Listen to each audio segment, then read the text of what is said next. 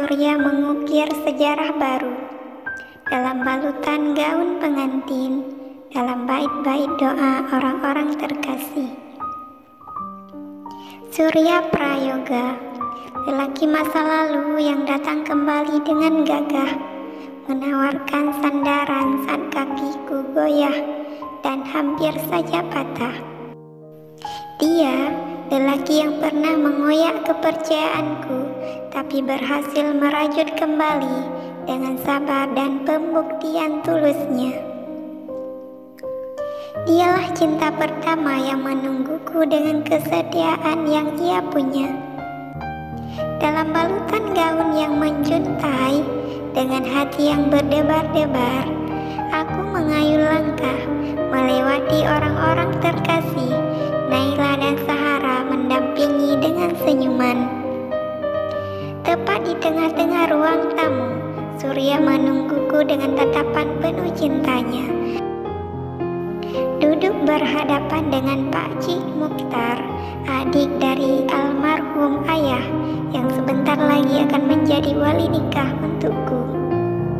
Di tengah-tengah mereka ada meja yang telah terhias dengan sedemikian rupa.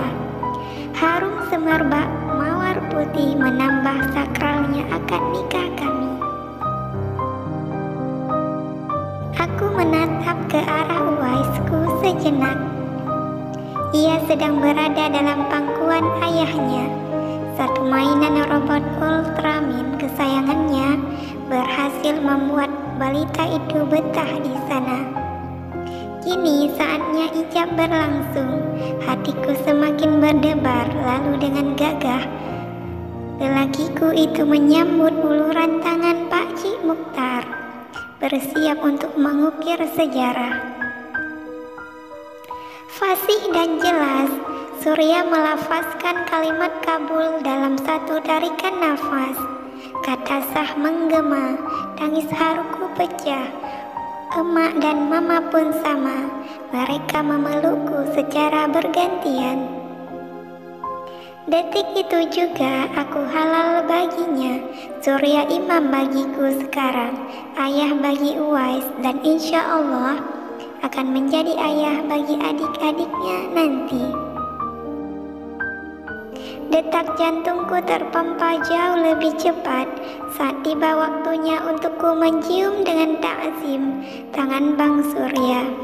Di samping, emak mengusap bahuku dengan lembut untuk mempersilakan, dan di hadapan Surya menunggu dengan senyuman. Dan parahnya, aku bingung bagaimana cara melakukannya.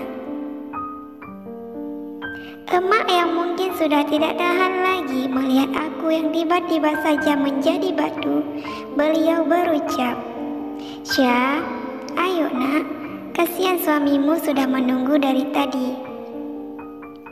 Aku terlonjak, tepat setelah gelak tawa beberapa dari hadirin terdengar. Setelah 8 bulan berlalu. "Sayang, ini mangga mudanya kamu habisin semua." Aku mengangguk ragu. Semenjak hamil adiknya Uwais, mangga muda adalah makanan yang paling sering kumakan. Hampir setiap hari, tak jarang aku mengalami diare karenanya. "Tapi sayang, kamu baru saja sembuh dari diare kemarin. Katanya mau nyicip aja tadi, kok malah lenyap semua? Apa perlu abang babat habis pokok mangga di samping rumah?" Aku menatap Surya tajam. Kesal sekali rasanya saat ia mengancam akan mencelakakan pokok mangga kesayanganku itu. Padahal aku rakus mangga muda gini juga semenjak mengandung anaknya. Kata mama, beliau juga doyan sekali mangga muda saat sedang mengandung Bang Surya. Tuh kan? Ya, walaupun abang selalu memanjakanku, tapi ancaman tadi tetap tidak bisa kuterima begitu saja. "Loh, kenapa jadi pokok mangganya yang salah? aku jadi gini juga karena abang kan? Abang yang bikin aku hamil hingga selalu ngidam mangga muda. Padahal dulu aku nggak suka yang asam-asam. Di ujung kalimat nada bicaraku merendah sambil menatap ke sembarangan arah. Takut melihat mata Bang Surya. Kok jadi bawa-bawa kehamilan? Lagi pula ada yang salah jika abang membuat istri abang itu hamil? Kenapa jadi melebar begini masalahnya? Aku menghela nafas panjang, lalu membawa baskom kosong bekas mangga muda ukuran 2 kilo itu ke dapur. Au ucapku saat hendak melangkah. Saya mau kemana? Abang belum siap bicara. Bang Surya mencekal. Saya mau bawa piring dan baskom kotor ke dapur. Memangnya mau kemana lagi? Sini, janji dulu sama abang. Janji apa sih? Aku mencebik. Uwais yang sedang sibuk dengan 2 anak buahnya menoleh, lalu kembali sibuk saat si kucing berbulu putih itu lari menuju ruangan lain.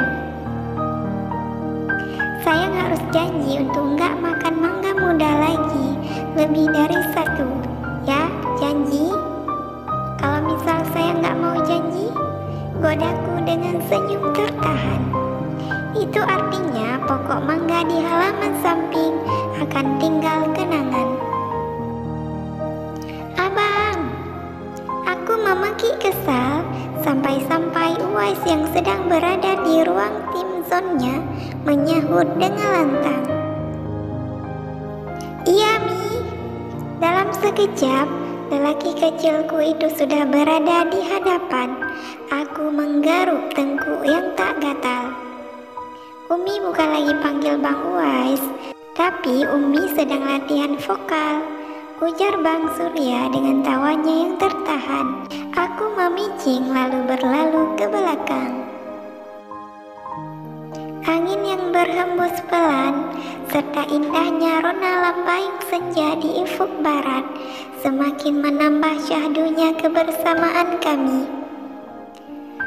Di teras yang terhubung langsung dengan taman belakang rumah, dengan perut yang membuncit, aku duduk berselonjoran dalam dekapan Bang Surya sambil mengawasi Uwais bermain bersama 3 kucing kesayangannya. Tadi Bang Surya sengaja pulang kantor lebih cepat untuk menemaniku cek kandungan. Rutinitas barunya semenjak aku mengandung. Dialah yang paling antusias untuk melihat perkembangan calon bayi kami.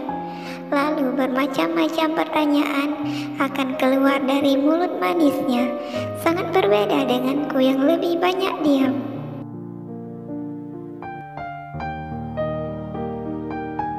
Terima kasih sayang, karena telah mempertaruhkan nyawa untuk melahirkan bayi kita.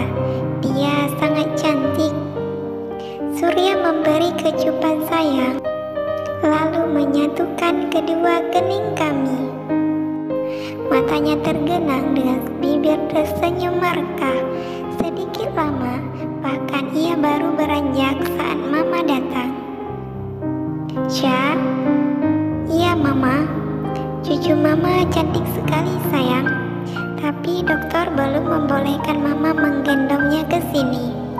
Dia masih di ruangan khususnya. Papamu bahkan sampai sekarang gak mau beranjak dari sana. Mama memelukku yang masih terbaring di berangkar, lalu kata terima kasih terucap dari mulutnya dengan tulus. Emak, Kak Sauda dan Sahara juga ada di sini, di ruangan VVIP ini, dan Uwaisku. Ya Allah, kenapa Uwaisku tidak ada di sini? Mak, Uwais mana? Bukannya emak bilang tadi Uwais juga ikut ke sini? Tanyaku mulai cemas. Abang Uwais sama kakek lagi standby jaga adik bayi. Katanya takut ketuker dengan adik bayi orang lain. Celetuk Sahara yang membuat semua orang terkekeh. Seolah kebahagiaan yang kurasakan belum juga cukup, Bang Surya mengambil jemariku. Tiba-tiba, aku yang sedang sibuk mendengarkan celoteh Sahara sedikit terlonjak.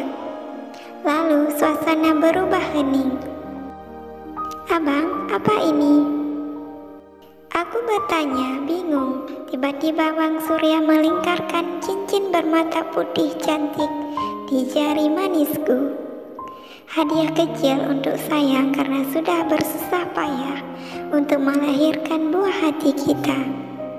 Jawab Bang Surya lembut. "Hadiah lagi?" Senyum mengembang. Surya mengusap kepalaku yang tertutup hijab. Di balik sana, Sahara sibuk dengan cie-cienya. Happy ending. Embun di daunan akan menjadi bias. Ranting yang melambai cakrawala akan patah. Padamu yang dulu gamang, aku melabuhkan cinta. Cinta yang akan kubawa melewati masa. Lalu pelan-pelan dua hati akan menua bersama. Puisi Surya. Hidup mengajari kita banyak hal, termasuk cara melepaskan dengan baik lalu melangkah, menyambut masa depan dengan tangan terbuka dan senyum bahagia. Pada masa lalu yang pernah memberi luka, aku tetap berterima kasih, sebab mula Tuhan menitipkan malaikat kecil hadir dalam hidupku. Dan cinta yang sedang kupeluk erat sekarang hingga nanti, kau datang bagai mata air di tengah hati yang kemarau. Kupikir karena kau yang rupawan, hatiku terpikat. Nyatanya perlakuan lembut mula yang membuat hatiku tertawan. Katamu, aku adalah bidadari. Pembuktianmu mengatakan setuju.